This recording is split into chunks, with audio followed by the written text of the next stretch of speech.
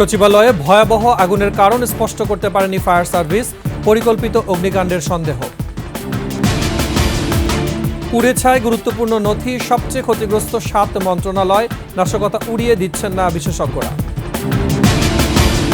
সচিবালয়ে আগুনের ঘটনা তদন্তে উচ্চ পর্যায়ের কমিটি, 3 দিনের মধ্যে প্রতিবেদন।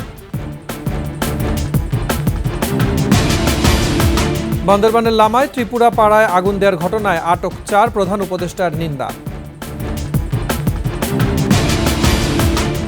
বাংলাদেশ মিয়ানমার সীমান্তে সতর্ক সেনাবাহিনী, রোহিঙ্গা অনুপ্রবেশ ঠেকাতে কঠোর অবস্থান।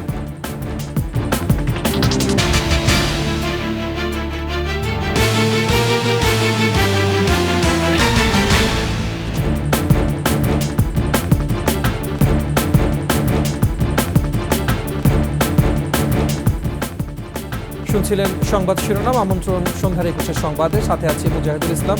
দর্শক, 21 টেলিভিশনের সংবাদ একসাথে সরাসরি দেখতে পাবেন আমাদের ফেসবুক পেজ www.facebook.com/2124 অনলাইনে। এছাড়া সাবস্ক্রাইব করতে পারেন www.youtube.com/@21 টিভি চ্যানেলে। এছাড়া সংবাদে আরও যা থাকছে: হাসিনাকে ব্যবহার করে বাংলাদেশকে কুক্ষিগত করার চেষ্টা চালায় ভারত, দ্বিপক্ষীয় সব প্রকল্পই ছিল নীল নকশার অংশ।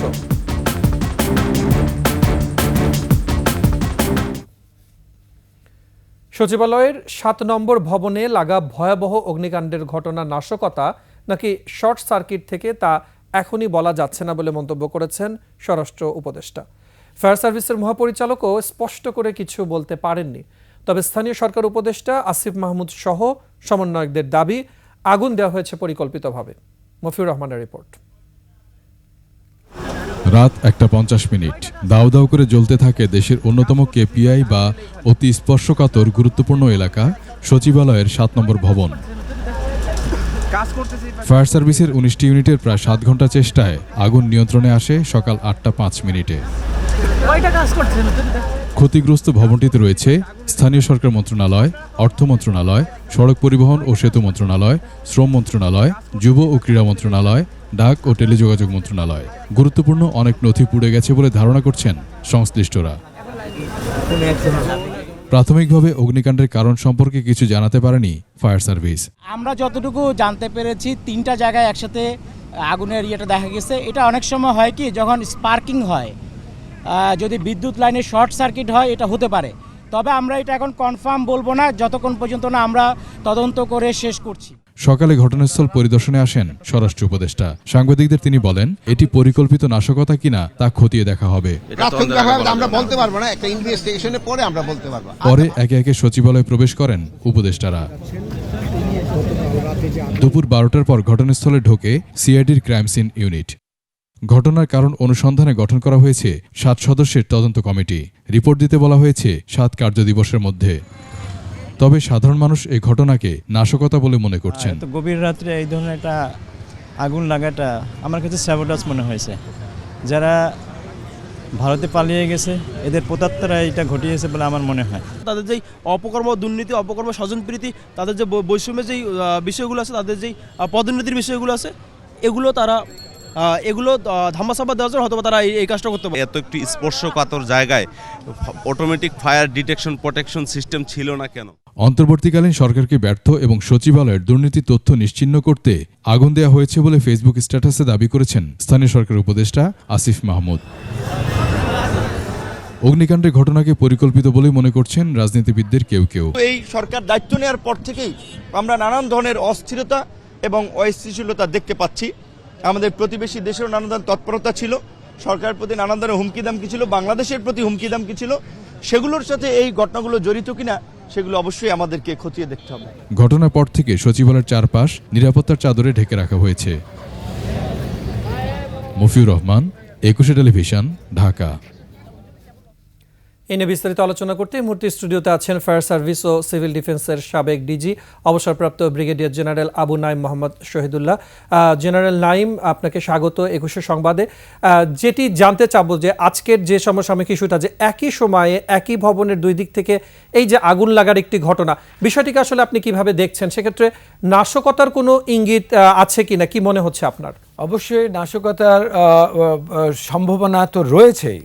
কারণ নাশকতা যখন আমরা বলি তখন দেখা যাচ্ছে যে সাধারণত উৎস একটা থাকে না, একাধিক থাকে, এবং এখানে যদি সত্যি দুই দিক থেকে যদি অগ্নিকাণ্ডের ঘটনা ঘটে তাহলে স্বাভাবিকভাবে আমরা ধরতে পারি যে এটা উদ্দেশ্য প্রণোদিত এবং পরিকল্পিত কোনো একটা ঘটনা।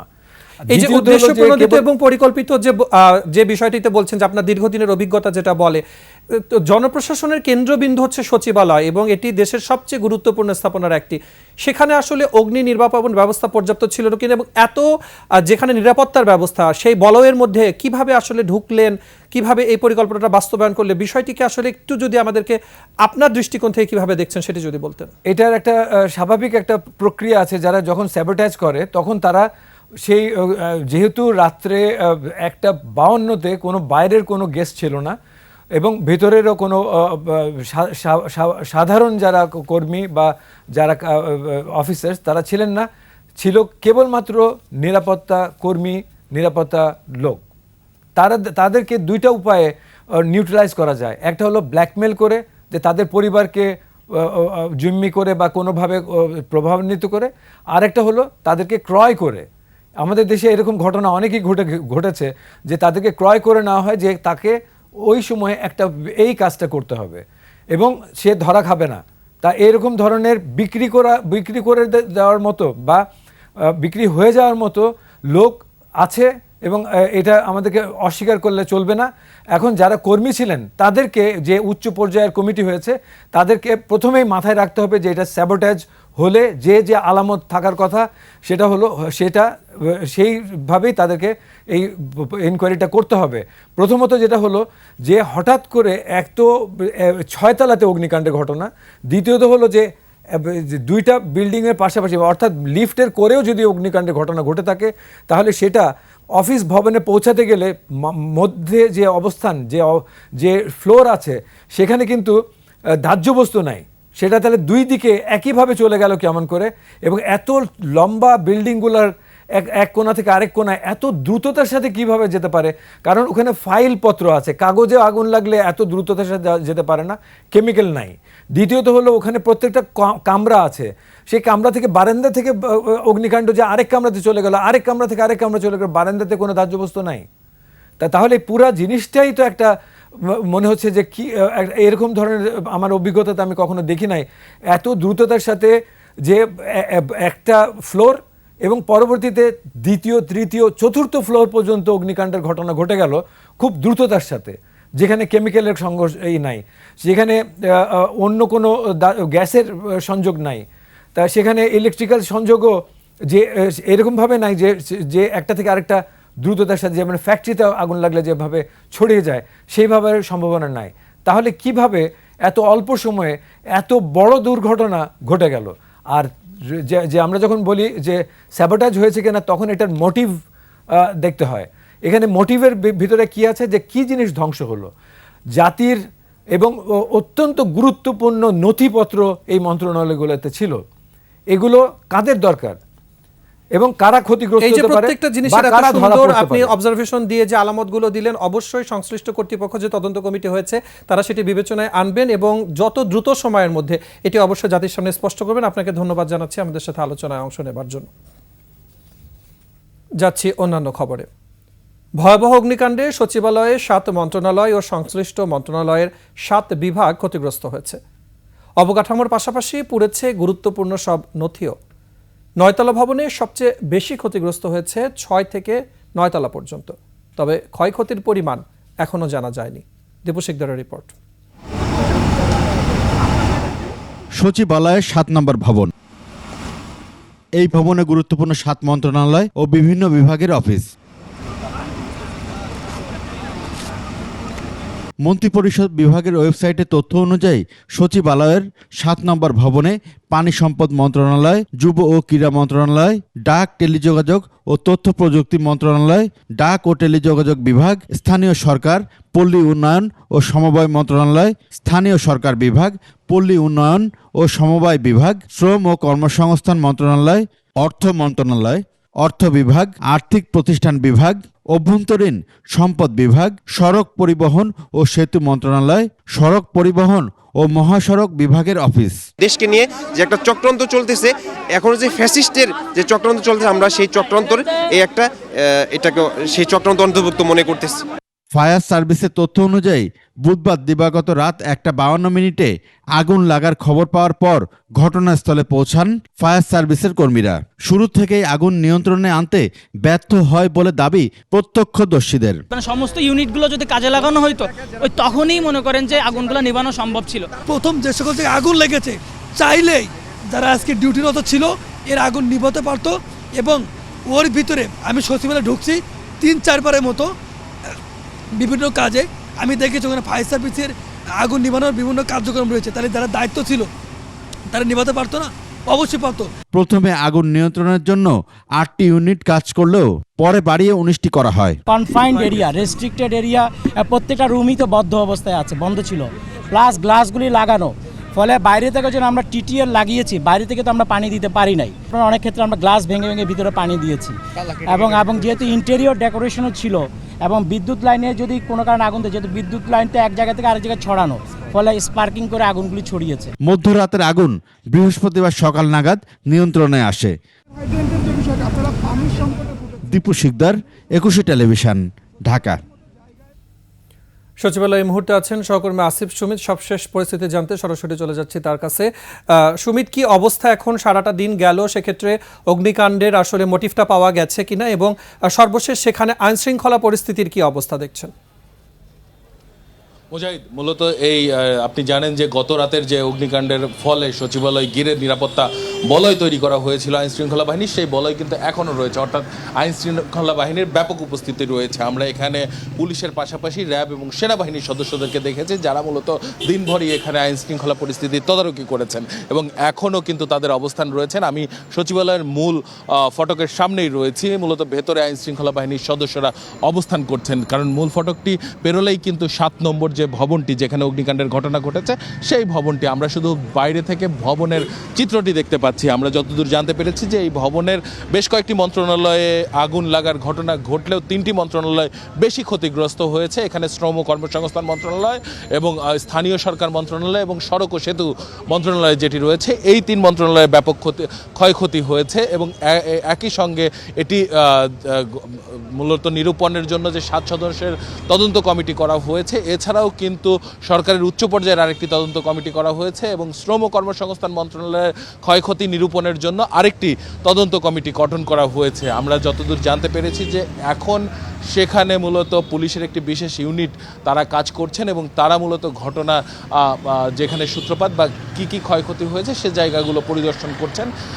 মূলত সেই জায়গা থেকে এখন পর্যন্ত তারা বেরোয় আসলে নতুন কোনো তথ্য দেননি। আর দিনভরই মূলত এটি নাশকতা নাকি দুর্ঘটনা সেটি নিয়ে কিন্তু এক ধরনের বরাবরই আলোচনা থেকে গেছে। আসিফ সুমিত, আপনারা তথ্য সংগ্রহ করতে থাকুন, আমরা পরবর্তীতে আপনার সাথে আবারও যোগাযোগ করব। এবার সচিবালয়ে মধ্যরাতে লাগা ভয়াবহ আগুনের টাইমলাইন জেনে নিব এক নজরে। দিবাগত রাত 1:50 সচিবালয়ের 7 নম্বর ভবনে আগুন লাগে। রাত 1:52 খবর পায় ফায়ার সার্ভিস। রাত 1:54 ঘটনাস্থলে পৌঁছান ফায়ার সার্ভিসের সদস্যরা। রাত 2টার দিকে আগুন নেভানোর কাজ করার সময় ফায়ার ফাইটার সোহানুর জামান নয়ন ট্রাক চাপায় নিহত হন। শুরুতে ফায়ার সার্ভিসের 8টি ইউনিট কাজ করে। সবশেষ ফায়ার সার্ভিসের 19টি ইউনিট আগুন নিয়ন্ত্রণে আনে। আগুন নেভাতে কাজ করেন 211 জন ফায়ার ফাইটার। বৃহস্পতিবার সকাল 7:30টায় ফায়ার সার্ভিসের মহাপরিচালক সাংবাদিকদের সাথে কথা বলেন। সকাল 8:05 আগুন নিয়ন্ত্রণে আসে। সকাল 9:30টায় সচিবালয় পরিদর্শন করেন স্বরাষ্ট্র উপদেষ্টা। সকাল 10:30 পর্যন্ত সচিবালয় প্রবেশে কড়াকড়ি ছিল। একই সময়ে সচিবালয় যান উপদেষ্টা পরিষদের সদস্যরা। বেলা 12:15টায় আগুন পুরোপুরি নিভিয়ে ফেলে ফায়ার সার্ভিস। দুপুর 12টার দিকে সচিবালয় যায় সিআইডির ক্রাইম সিন ইউনিট। একই সময়ে কর্মকর্তা কর্মচারীরা সচিবালয় ছাড়েন। দুপুর 1:30টায় 7 সদস্যের তদন্ত কমিটি গঠনের প্রজ্ঞাপন জারি করে মন্ত্রী পরিষদ বিভাগ। দিনভর সচিবালয় এলাকায় ছিল উৎসুক মানুষের ভিড়। বিকেলের পর থেকে সচিবালয় ঘিরে নিরাপত্তা জোরদার করা হয়।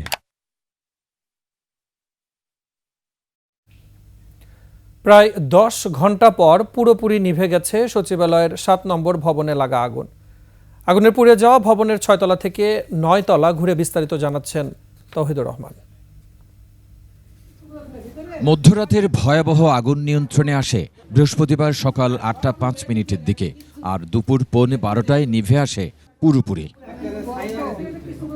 পরে ফায়ার সার্ভিসের সদস্যদের সাথে সচিবালয়ের কর্মকর্তা কর্মচারী ও আইন শৃঙ্খলা রক্ষা বাহিনীর সদস্যরাও 7 নম্বর ভবনে যান।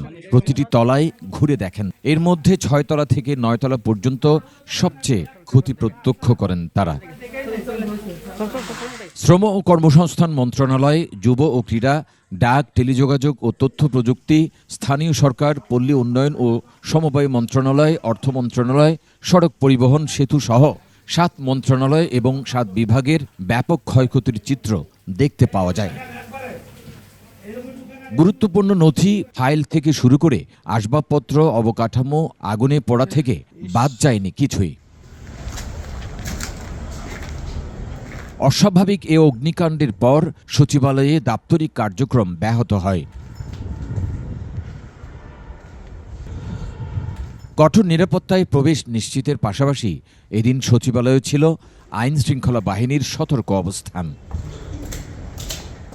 তৌহিদুর রহমান, 21 টেলিভিশন, ঢাকা। কেবলই নিছক দুর্ঘটনা নাকি পরিকল্পিত নাশকতা? সচিবালয়ে আগুন লাগার কারণ নিয়ে জনমনে সৃষ্টি হয়েছে ধোঁয়াশা। কেউ কেউ প্রশ্ন তুলেছেন, একই সময়ে ভবনের 2 পাশেই কেন জ্বলছিল আগুন? বিশেষজ্ঞদের ধারণা, বৈদ্যুতিক তারের কারণেও 2 জায়গাতে আগুন ছড়াতে পারে। তবে নাশকতার বিষয়টিও উড়িয়ে দিচ্ছে না তারা। তৌহিদুর রহমানের আরও একটি রিপোর্ট। সচিবালয়ের 7 নম্বর ভবনের দক্ষিণ এবং উত্তর প্রান্তে আগুন দেখা গেলেও মাঝখানের বড় স্থানে সে সময় আগুন দেখা যায়নি। বিষয়টি নাশকতা হতে পারে বলে মনে করেন ফায়ার সার্ভিসের সাবেক এই শীর্ষকর্তা। আগুনটা মুভ করে থ্রো টেম্পারেচার আসলে এখানে। সো একদিকে আগুন লাগলে টেম্পারেচারের মাধ্যমে এটা ফ্লো করে, কিন্তু এখানে দেখা যাচ্ছে আগুনটা দূরে এক জায়গায় আগুন লেগেছে ওখান থেকে। সুতরাং সেটা হয়তো আমরা যেটাকে বলছি এটা কত নাশকতা হতেও পারে, যদি আমরা ডেফিনেটলি যদি এনকোয়ারি করে সঠিকভাবে আমার তথ্য আর পেতে পারি, সেটা থেকে বলা যাবে। সেটাও আমরা we cannot just rule out, আসলে সেটা হতে পারে আসলে এখানে।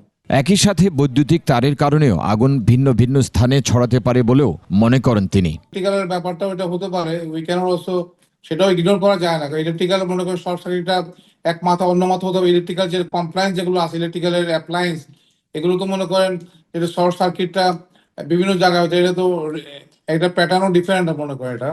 ফায়ার সার্ভিসকে আগুনের তথ্য দেরিতে দেওয়ার কারণে আগুন নিয়ন্ত্রণ কঠিন হয়েছে বলে মনে করেন তিনি। আগুনটা এমন ভাবে চলে গিয়েছে, যারা ডিউটি ছিল তারাও কিন্তু ইনফরমেশনটা দেরি করে দিয়েছে। আসলে আমি যেটা ফায়ার সার্ভিসের সাথে কথা বলে জানতে পারলাম, এর আগে সচিবালয়ে ঢোকার ফটক প্রশস্ত করার তাগিদ দেয়া হলেও তা মানা হয়নি বলে জানান তিনি।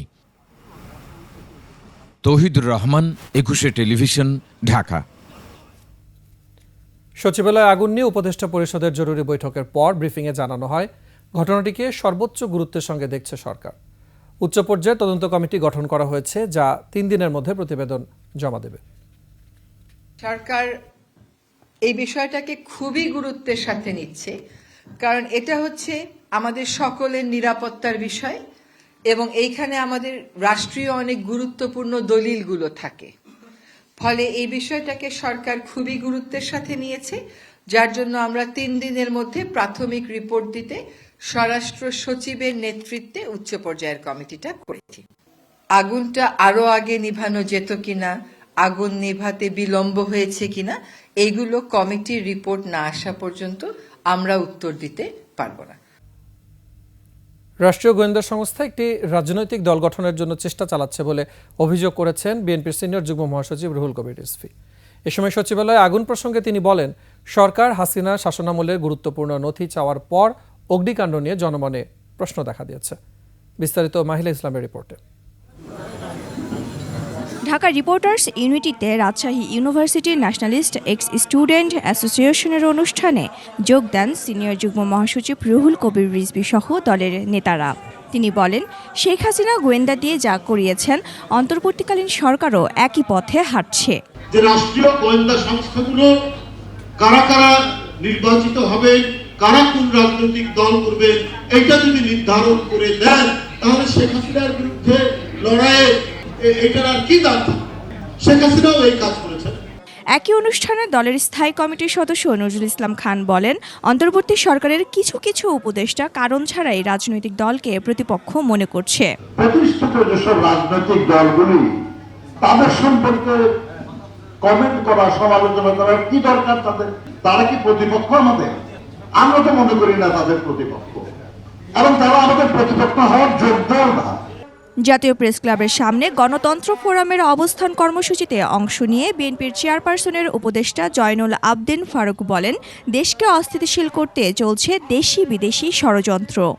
এই সচিবালয় হল বাংলাদেশের 16 কোটি মানুষের সকল গোপনীয় থেকে শুরু করে মানুষের আশা আকাঙ্ক্ষার সব দলিল পত্র স্বরাষ্ট্র উপদেষ্টার কাছে আজকের মধ্যেই জানতে চাই, এখনো কেন যারা আগুনের সাথে সম্পৃক্ত তাদেরকে গ্রেপ্তারের আইনের আওতায় আনা হলো না।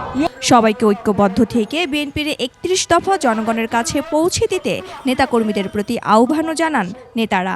শেখ হাসিনার পরিবার লোকদেরকে আইনের আওতায় আনা যাবে। মাহিলা ইসলাম, 21 টেলিভিশন, ঢাকা। সচিবালয়ের 11 ভবনের সুরক্ষায় আছে ফায়ার সার্ভিসের মাত্র একটি ইউনিট। তবে অগ্নিকাণ্ডের সময়ও সেই ইউনিট কাজ করেনি। ফায়ার ফাইটারের উপস্থিতি ছিল না সে সময়। কোথায় ছিল তারা, সে জবাবও মেলেনি। দীপু শিকদারের আরেকটা রিপোর্ট।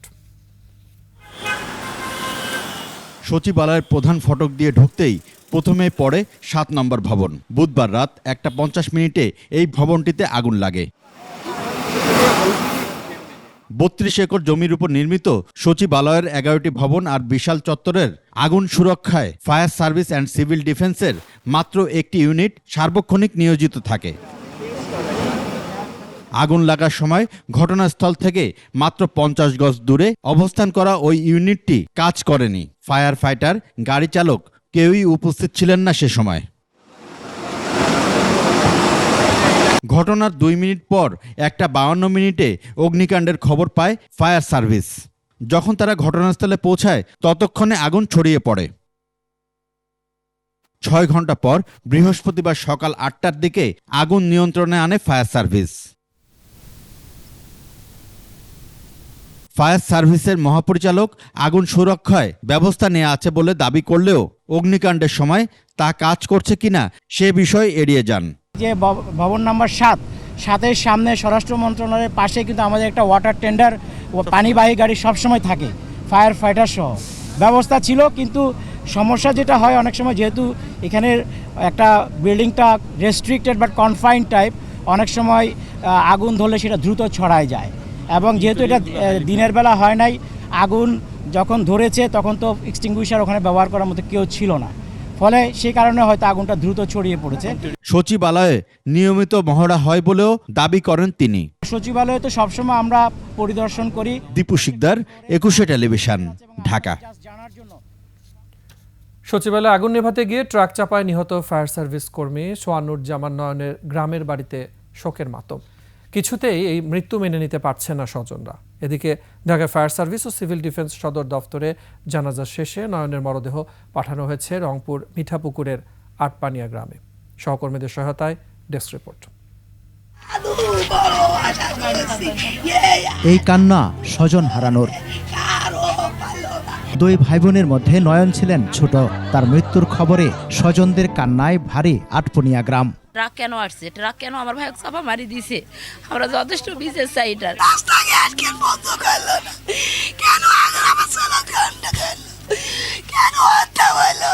সচিবালয়ের মতো জায়গায় আগুন নেভানোর সময় পাশের সড়কে যান চলাচল কেন বন্ধ করা হয়নি, এমন প্রশ্ন স্বজন ও এলাকাবাসীর।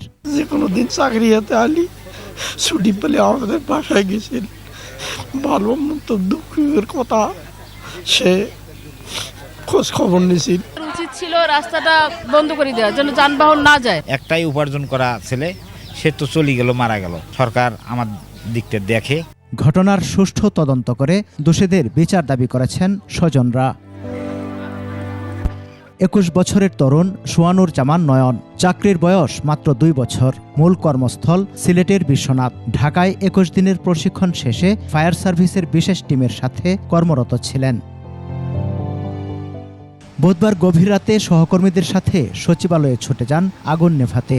সে সময় বেপরোয়া একটি ট্রাক তাকে চাপা দেয়। গুরুতর অবস্থায় হাসপাতালে নেওয়া হলে চিকিৎসক মৃত ঘোষণা করেন। দুপুরে জানাজা হয় কর্মস্থল ফায়ার সার্ভিস ও সিভিল ডিফেন্সের সদর দপ্তরে। আর এই সময় চলে যাওয়াটা আমরা কোনোভাবে মেনে নিতে পারতেছি না। সমর ইসলাম, ডেস্ক রিপোর্ট, 21 টেলিভিশন। বান্দরবানের লামায় পাহাড়ি পল্লীতে আগুন দেওয়ার ঘটনায় আটক 4 জন স্বীকারোক্তিমূলক জবানবন্দি দিয়েছে।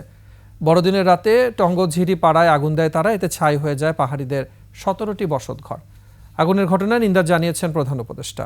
বান্দরবান প্রতিনিধি নজরুল ইসলাম টিটুর তথ্য ও ছবিতে ডেস্ক রিপোর্ট। বড়দিন উপলক্ষে রাতে টংঝিরি পাড়ায় গির্জায় প্রার্থনা করতে যায় লামা উপজেলার সরই ইউনিয়নের দুর্গম পাহাড়ি পূর্ব বেতছড়ার বাসিন্দারা। সে সময় তাদের বসতঘরে আগুন দেয় দুর্বৃত্তরা। 3 মাস আগে লামা ও পাশের আলীকদম উপজেলা থেকে 19টি ত্রিপুরা পরিবার এখানে বসতি স্থাপন করে। দুর্বৃত্তর দেয়া আগুনে সহায় সম্বল হারিয়ে তারা এখন নিঃস্ব। কাপড় পরে গেছে, তারপরে দেখছি, তারপরে ধান চাউল এরকম, তারপরে মুরগি টুরগি সব হারিয়ে গেছে। রাতে হঠাৎ করে মানে অবস্থায় এগুলো আর কি দুর্ঘটনা ঘটে গেল। তো আমরা কিরকম থাকবো, কিরকম খাবো, এখন নিজে আমি বুঝতে পারলাম না। ধান চাল মুরগি 10টা চুরি হয়ে গেছে। আমাদের জিনিসপত্র মানে ঘর পড়াতে পারে নাই, কিন্তু জিনিসপত্র আমরা হারা গেছে। আগুনের ঘটনার পর বুধবার থানায় 7 জনের নাম উল্লেখ করে মামলা করা হয়। পুলিশ অভিযান চালিয়ে 4 জনকে আটক করেছে। তারা হলেন স্টিফেন ত্রিপুরা, মৈশই ম্যাও ত্রিপুরা, জোয়াতিং ত্রিপুরা ও ইব্রাহিম।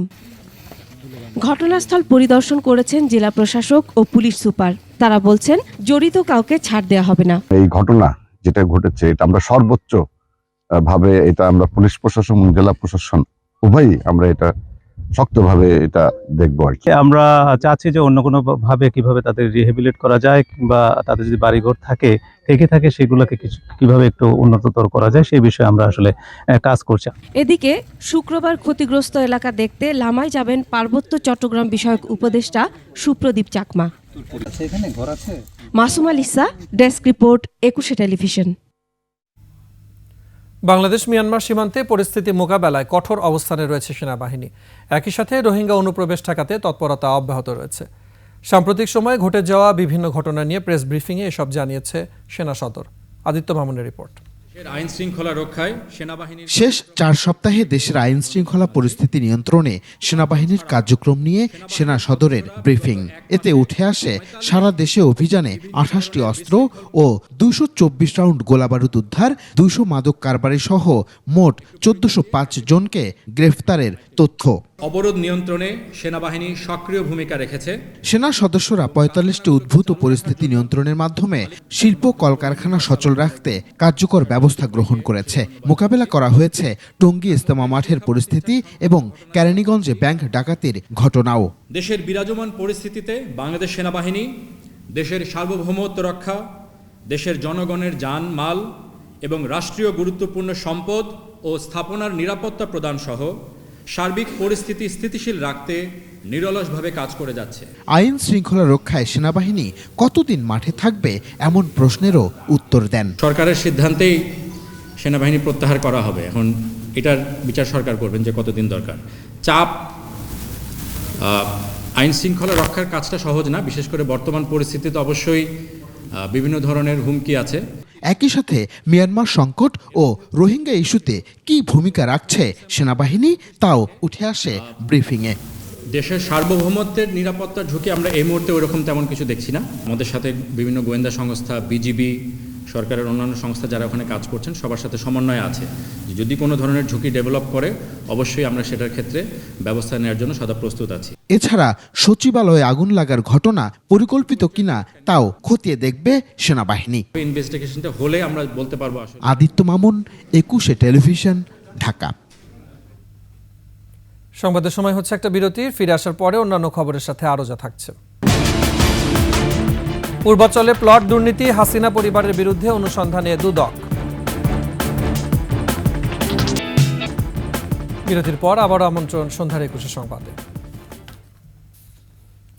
অনিয়ম দুর্নীতি করে পূর্বাঞ্চল প্রকল্পে 10 কাঠা করে 6টি প্লট বরাদ্দ নেয় সাবেক প্রধানমন্ত্রী শেখ হাসিনা ও তার বোন শেখ রেহানা সহ 6 জনের বিরুদ্ধে অনুসন্ধানে নেমেছে দুর্নীতি দমন কমিশন দুদক।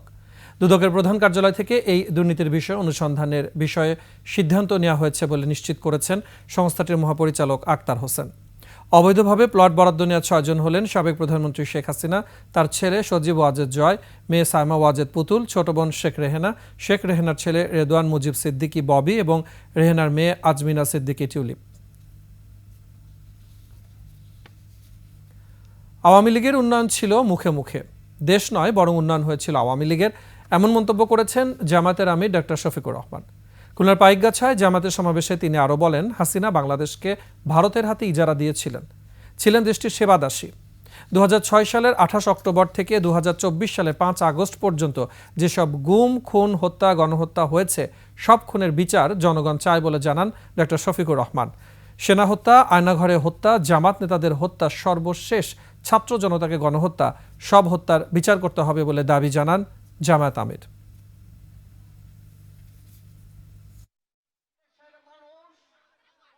ঘর ছেড়ে কে যায়? ভাড়াটিয়া যায়। দুঃখের সাগরে ভাসিয়ে আপনি চলে গেলেন।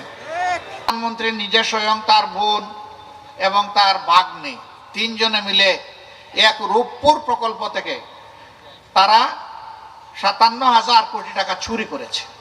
উন্নয়নের রাজপথে মহাসড়কে এনে তুলে দিয়েছে দেশকে। বিশ্বে নাকি বাংলাদেশ উন্নয়নের রোল মডেল। আর ঠিকই বলেছে, উন্নয়নটা তাদের কপালে হয়েছে, জনগণের নয়। 15 বছরে শেখ হাসিনাকে ব্যবহার করে বাংলাদেশকে কুক্ষিগত করার সব আয়োজন করে ভারত। বিশ্লেষকরা বলছেন, সাগর তীরে অর্থনৈতিক অঞ্চলে জমি বরাদ্দ, ট্রানজিট কিংবা মৈত্রী সেতু, এসবের আড়ালে বাংলাদেশকে নিয়ন্ত্রণের নীল নকশা বাস্তবায়ন করছে দেশটি।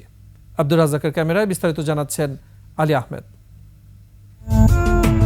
2015 সালের 6 জুন খাগড়াছড়ির রামগড়ে ফেনী নদীর উপর ভারতের বহুদিনের কাঙ্ক্ষিত বাংলাদেশ ভারত মৈত্রী সেতু 1 এর ভিত্তিপ্রস্তর স্থাপন করা হয়। 133 কোটি টাকার সেতুর পুরো ব্যয় বহন করে ভারত। 2021 সালের 9 মার্চ ভার্চুয়ালি উদ্বোধন করেন দুই দেশের প্রধানমন্ত্রী। যেই জায়গায় ব্রিজটা করা হয়েছে সেখানে আমাদের দেশের জন্য তাদের যে অঙ্গরাজ্যটা ব্যবহার করেছে ওইখান থেকে আসার মতো তেমন কিছু নাই। আমাদের জন্য হয়তোবা অশনি সংকেত, কারণ যে কোনো মুহূর্তে তারা আক্রমণ করতে পারে, অবৈধ কাজের জন্য আসতে পারে, আমাদের দেশের মানুষের ক্ষতি করার জন্য আসতে পারে। ভারতের পূর্ণ সুবিধার জন্যই সেতুর পাশে তৈরি হয়েছে রামগড় স্থলবন্দর। এই সেতুকে পুরোপুরি কাজে লাগাতে 1107 কোটি টাকা ব্যয়ে বারোয়ারহাট, হেয়াকো, রামগড় 38 কিলোমিটার 4 লেনের অ্যাপ্রোচ রোডের কাজ চলছে জোরে সোরে। মৈত্রী সেতু পর্যন্ত যোগাযোগকে সহজ করার জন্য পাহাড় ভেদ করে তৈরি হচ্ছে এই সড়কগুলো। দুটা ছাদ ঢালাই হয়েছে, বাকিগুলা কোনোটা গাটার হচ্ছে, কোনোটা ক্যাপ হতেছে, কোনোটা পাইল হইতেছে। এই সড়ক ঢাকা চট্টগ্রাম মহাসড়কের সঙ্গে যুক্ত হয়েছে। বঙ্গোপসাগরের উপকূলীয় এলাকা সন্দ্বীপ চ্যানেলের পাশে চট্টগ্রামের মিরেরসরাইয়ে গড়ে তোলা হচ্ছে বিশেষ অর্থনৈতিক অঞ্চল। এমন একটি অর্থনৈতিক অঞ্চলে ভারতের জন্য বরাদ্দ রাখা হয়েছে 900 একর জমি। ভারতকে যে বিশেষ অঞ্চল দিয়েছে এটা আমাদের দেশের জন্য হুমকি। ভারতের প্রয়োজনে এদিক দিয়ে যে রাস্তা করা জোরারগঞ্জ হয়ে, এটাকে আমরা ভালোভাবে দেখার সুযোগ নেই। বিশ্লেষকরা মনে করেন, শিলিগুড়ি করিডোরের চিকেন নেকে নিজেদের বিপদ এড়াতে বাংলাদেশকে নিয়ন্ত্রণ করতে চায় ভারত। ফেনী নদীর উপর সেতু, সেতু কেন্দ্রিক সড়ক আর স্পর্শকাতর জায়গায় জমি বরাদ্দকে বিপজ্জনক মনে করছেন তারা। এটা কিন্তু একটা আমাদের দুর্বল জায়গা। কুকি চীনকে যে ভারত অস্ত্র দেবে না, আমার এখান থেকে বিদ্রোহীদেরকে ওই পারে নিয়ে ট্রেনিং দিয়ে আবার ফেরত পাঠাবে না, তার গ্যারান্টি কোথায়? তবে বিশ্লেষকরা মনে করেন, ভারতের আগ্রাসন ঠেকানো এবং বাড়াবাড়ির জবাব দিতে সক্ষম বাংলাদেশ। ভারত যদি আক্রমণ করে বাংলাদেশকে, সবাই কিন্তু রাস্তায় নামবে এবং সবাই অস্ত্র নেবে। অনুমান করেন যে আমাদের রংপুরের একটা অংশ তারা দখল করে নিল ওই চিকেন নেটটা বড় করার জন্য, তো আমরা তখন বসে থাকবো না, তখন আমরা কাউন্টার অফেন্সিভ করব। ভারতের বিজয়ের ইতিহাস হচ্ছে বলিউডের মুভিতে। অতএব ভারত যদি মনে করে থাকে সে বাংলাদেশে ঢুকবে আর দেশ দখল করে ফেলবে, বোকার স্বর্গে বাস করতেছে। আমাদের সামরিক বাহিনী বিপুলভাবে এখন শক্তিশালী এবং দেশপ্রেমে এমনভাবে উদ্বুদ্ধ হয়ে আছে, তারা ফুঁসে আছে, যদি খালি একটা কিছু করে ইন্ডিয়ার 7 সিস্টারকে আমরা স্বাধীন করে দিব। তারা বলছেন গত 15 বছরে শেখ হাসিনা সরকার আর ভারতের সঙ্গে করা সব চুক্তি যাচাই বাছাই করে ব্যবস্থা নিতে হবে বর্তমান সরকারকে। বাংলাদেশ বিরোধী যত চুক্তি হয়েছে সমস্ত চুক্তিগুলোকে বাতিল করতে হবে। আলী আহমেদ, 21 টেলিভিশন। এই নিয়ে বিস্তারিত দেখবেন আজ রাত 9:30 21-এর চোখ অনুষ্ঠানে দেখার আমন্ত্রণ রইল। এবারে 24-এর বাংলাদেশ, আগামীর সম্ভাবনা।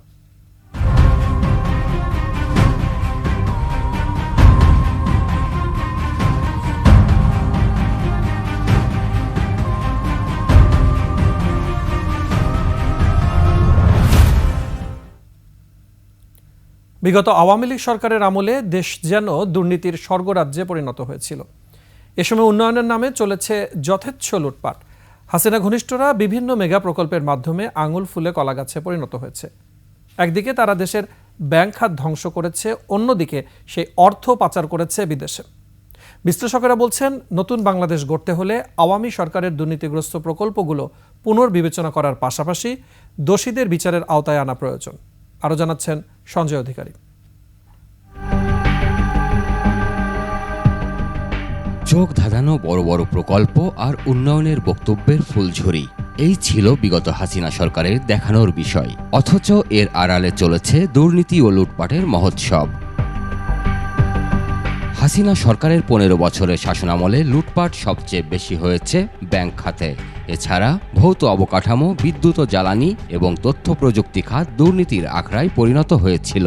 যেটাকে সুপার প্রফিট বলে, এরকম অতি মুনাফা করবে এবং সেটা পাচার করবে, এরকম কিছু গোষ্ঠী মোটামুটিভাবে এটা জানা বোঝা মানে পরিকল্পিতভাবে এই কাজটা করা হয়েছে। কয়েকটা company, Summit, United, S Alam, Bashundhara, Beximco, এরাই দেখা যাচ্ছে যে জ্বালানি বিদ্যুৎ খাত বিভিন্নভাবে তারা লুটপাট করছে। ঋণ কেলেঙ্কারি, প্রতারণা, ভুয়া ঋণ ও ঋণের অপব্যবহারের মাধ্যমে ধ্বংস করে দেওয়া হয়েছে ব্যাংক খাত। এছাড়া রাষ্ট্রীয় মদদে ব্যাংক দখলে সহায়তা করা হয়েছে। ব্যাংক থেকে অনিয়ম দুর্নীতির মাধ্যমে যে অর্থ লুট করা হয়েছে তার বড় অংশই পাচার করা হয়েছে। বড় প্রজেক্টের সঙ্গে বড় দুর্নীতি জড়িত থাকে, তো সেখানে যদি গুণগত ব্যয়টা না করতে পারি আমরা, তাহলে তো ঋণ তো দিতে হবে, আমরা তো টাকাটা কোথাও থেকে দিয়েছি বা ট্যাক্সের টাকা, তো সেই জায়গাগুলোতে যদি আমাদের একেবারে ওভার ভ্যালুয়েশন হয়ে যায়, এটা কিন্তু আমাদের এক সময় গিয়ে কিন্তু ফাঁদে পড়বই আমরা। উন্নয়ন প্রকল্পের নামে আওয়ামী সরকারের 15 বছরে প্রায় 3.25 লাখ কোটি টাকা অপচয় হয়েছে। এ সময়ে বার্ষিক উন্নয়ন কর্মসূচি বা এডিপির 40% অর্থ লুটপাট করেছেন আওয়ামী লীগের প্রভাবশালী নেতা ও সুবিধাভোগীরা। শেখ হাসিনার ইচ্ছায় করা হাজার হাজার কোটি টাকা ব্যয়ে নির্মিত পদ্মা রেল সংযোগ সেতু, রূপপুর পারমাণবিক বিদ্যুৎ কেন্দ্র, কর্ণফুলী টানেল এখন দেশের বোঝা হয়ে দাঁড়িয়েছে। আমরা একটা উন্নয়নের একটা ভুল ছবি দেখতে পেয়েছিলাম। যদি নীতি নির্ধারকরা তাদের চোখ বন্ধ করে হাঁটেন, এটা হোঁচট খাওয়াটা স্বাভাবিক। সেটা অর্থনৈতিক দিক থেকেও তারা খেয়েছেন, তারা রাজনৈতিকভাবেও তারা খেয়েছেন। আওয়ামী শাসনামলে বিভিন্ন প্রকল্পেও ব্যাপকভাবে দুর্নীতি ও স্বজনপ্রীতি চলেছে। প্রকল্পের পরিচালক ও ঠিকাদার নিয়োগের ক্ষেত্রে স্বৈরাচারের দোসররাই প্রাধান্য পেয়েছে। শুধু তাই নয়, বিভিন্ন প্রকল্পের সম্পদ, গাড়ি ও ভ্রমণ খরচের অপব্যবহার করা হয়েছে রাজনৈতিক ও ব্যক্তিগত লাভের জন্য। হাসিনা সরকারের 15 বছরে নিত্যপণ্যের বাজারে রাজত্ব করেছে কারসাজিকারীরা। স্বাভাবিক সরবরাহ ব্যবস্থা ধ্বংস করে দিয়েছে ফ্যাসিস্ট হাসিনার দোসর ব্যবসায়ীরা। দ্রব্যমূল্যের ঊর্ধ্বগতিতে জনগণের নাভিশ্বাস উঠলেও অনেক সিদ্ধান্ত নেওয়া হয়েছে কিছু ব্যক্তি ও গোষ্ঠীর স্বার্থ মাথায় রেখে। বিশ্লেষকদের মতে, হাসিনার আমলে নেয়া অপ্রয়োজনীয় প্রকল্প পুনর্বিবেচনা করার পাশাপাশি দোষীদের শাস্তি নিশ্চিত করা প্রয়োজন। এই সরকারকে এখন পূর্বতন দায় মেটানোর কাজটি করতে হবে, নতুন করে যাতে দায় সৃষ্টি না হয় সেটার লক্ষ্যে কাজ করতে হবে, এবং ভবিষ্যতে যাতে দায়মুক্তভাবে বিদ্যুৎ জ্বালানি খাতে যাতে বিদ্যুৎ উৎপাদন হতে পারে সেই কাঠামোর দিকে কাজ করতে হবে। গত 5 আগস্ট ছাত্র জনতার অভ্যুত্থানের মাধ্যমে আওয়ামী সরকারের পতন হয়।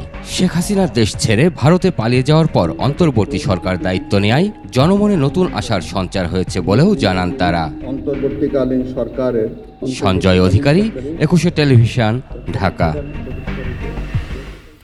এবারে আভিভা ফাইন্যান্স লিমিটেড বাণিজ্য সংবাদ।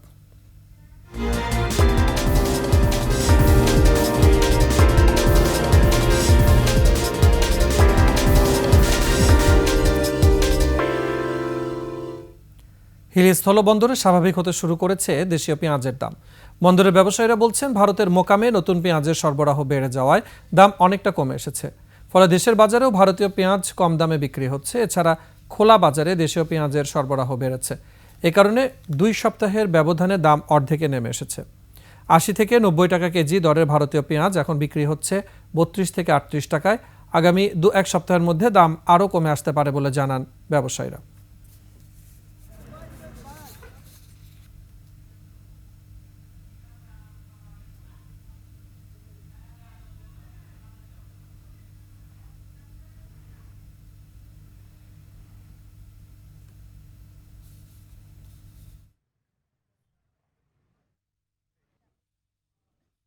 শেষ করছি সন্ধ্যার 21 সংবাদ। যাবার আগে সংবাদ শিরোনামগুলো জানাবো আরও একবার।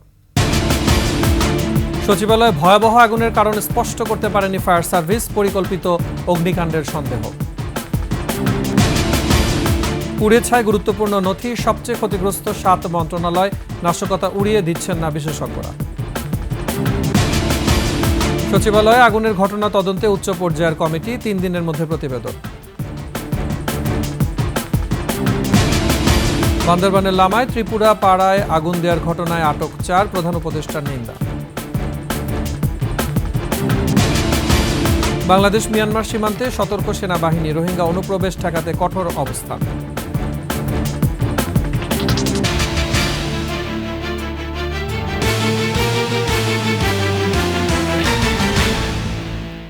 সর্বশেষ সংবাদ জানতে ডায়াল করুন 2021 নম্বরে আর ভিজিট করুন ekushe-tv.com ওয়েবসাইটে।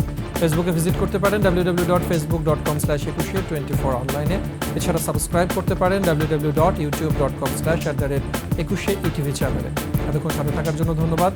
পরবর্তী সংবাদ রাত 9টায় দেখার আমন্ত্রণ রইল। একুশের সাথে থাকুন।